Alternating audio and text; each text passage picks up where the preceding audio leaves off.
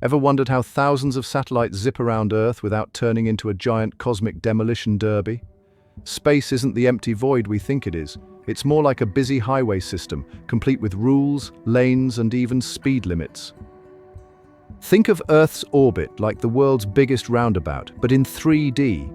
Right now, there are over 7,000 active satellites up there, playing an endless game of cosmic tag.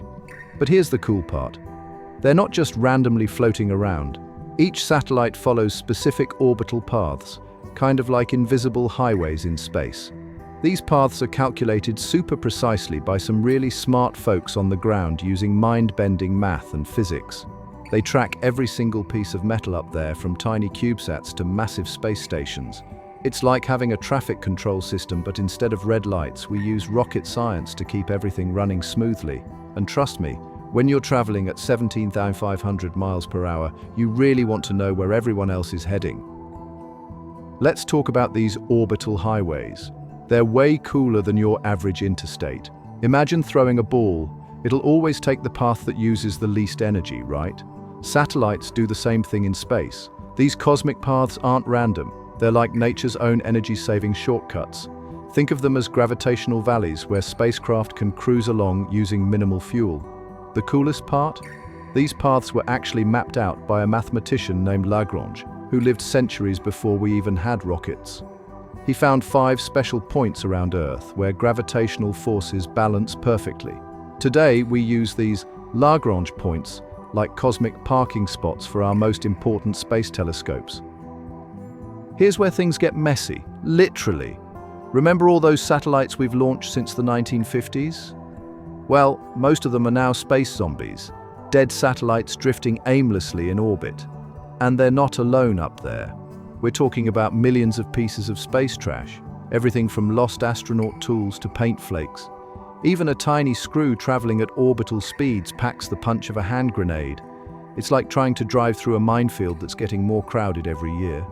The International Space Station has to dodge this cosmic debris about once a month, pulling off emergency maneuvers like a space ballet.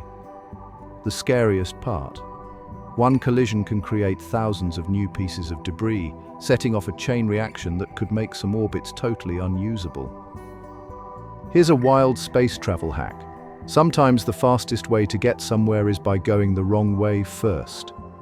When we send spacecraft to distant planets, we often make them loop around the moon first. It's like the cosmic version of taking the scenic route to save gas money.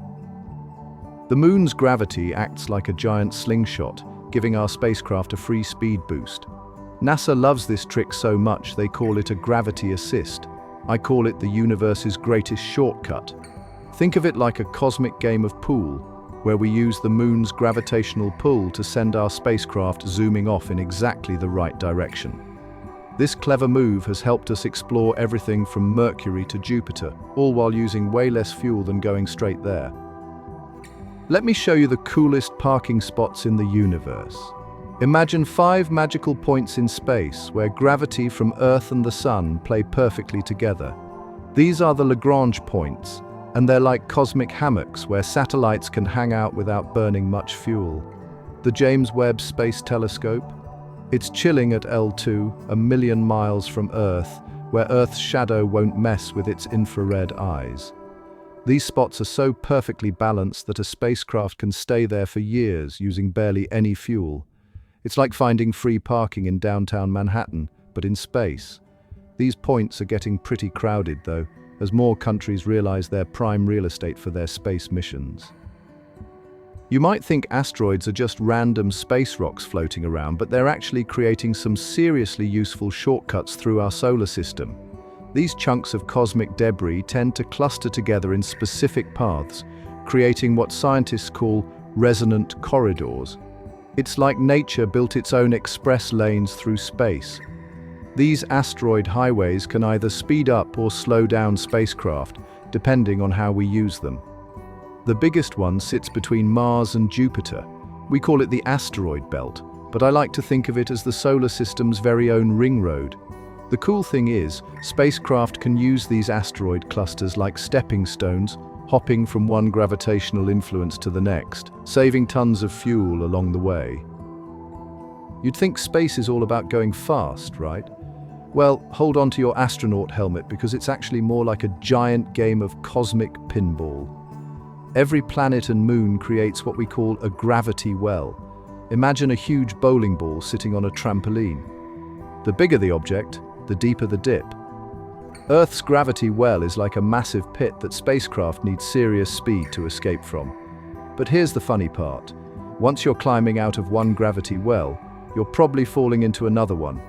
That's why spacecraft sometimes have to slow down to speed up later, like a cosmic version of those annoying highway speed traps.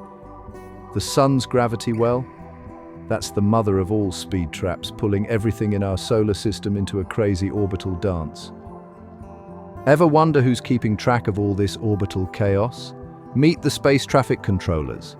These folks track every satellite like parents watching toddlers at a playground, except these toddlers are zooming around at 17,000 mph. NASA and other space agencies use a massive network of radar systems and telescopes to create a real-time map of everything bigger than a tennis ball in orbit. They can predict potential crashes days or even weeks in advance, giving satellite operators time to fire up their thrusters and dodge incoming space junk. It's like a giant game of 3D chess where every move has to be calculated perfectly. When two objects might collide, they send out warnings called conjunction alerts. Think of them as cosmic traffic updates. Here's the coolest space travel hack you'll ever hear about. We're literally using planets as cosmic slingshots. When spacecraft need an extra boost, they swing by planets to steal some of their orbital speed. It's like drafting behind a truck on the highway, but at cosmic scale. The Voyager missions.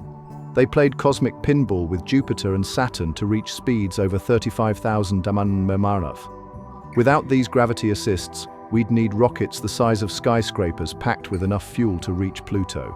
Instead, we're surfing the solar system's gravitational waves like cosmic surfers, using each planet's motion to fling our spacecraft further and faster into space.